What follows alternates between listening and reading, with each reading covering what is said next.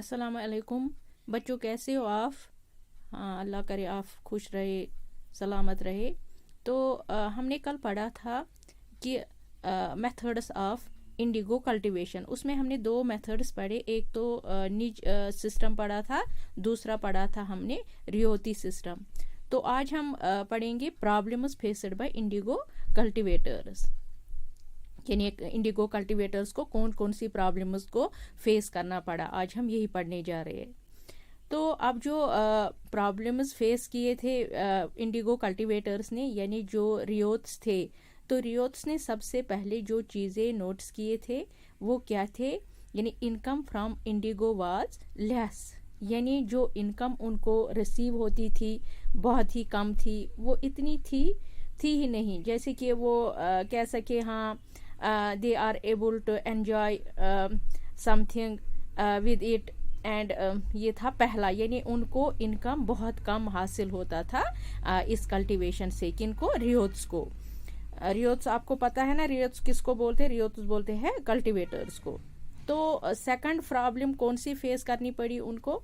तो सेकंड चीज जो थी वो ये थी, कल्टीवेटर्स गॉट ट्रैप्ड यानी इन नेवर एंडिंग लोन साइकिल, यानी जो कल्टीवेटर्स थे वो उस जाल में फंसे थे कि जहाँ से वो, यानी लोन में फंसे थे जहाँ से वो निकल ही नहीं पा रहे थे। हमने भी पहले बात की कि जो प्लांटर्स थे वो उन्हें लोन प्रोवाइड करते थे। किनको? रियोत्स को वो लोन प्रोवाइड करते थे। किस लिए? ताकि वो इंडिगो कल्टीवेट कर पाए।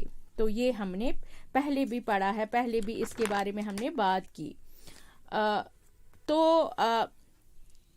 अब तो जो लोन था उस पर इंटरेस्ट इतना ज़्यादा होता था कि वो इंटरेस्ट कभी भी पे ही नहीं कर पाते थे, क्योंकि हमने पढ़ा कि इनकम बहुत ही कम थी, और जब उनके पास पैसा ही नहीं है, उनको खुद के लिए पैसा नहीं बच रहा है, तो वो इंटरेस्ट कैसे पे करेंगे? तो ये लोन जो था ये साल भर चलता रहता था, यानी ये कभी ख़त्म ही नहीं होता था इनका ये लोन। किनका? रियोत्स का, जो उनको प्लांटर्स इंडिगो कल्टीवेशन के लिए देते थे। तो उस वजह से क्या हुआ, जो ये नेवर एंडिंग लोन साइकिल था, जैसे, और वो इस लोन के जाल से कभी बाहर निकल ही नहीं पाते थे। तो more over the land became infertile, unsuitable for growing rice crop. अब ये चीज़ें क्यों हुई, इसकी भी बात हम करें। देखो, जब हम बात करते हैं इंडिगो की, इसकी जो रूट्स होते थे, यानी इसके जो रूट्स होते थे वो, ये रूट्स बहुत ज़्यादा डीप जाते हैं। किसके?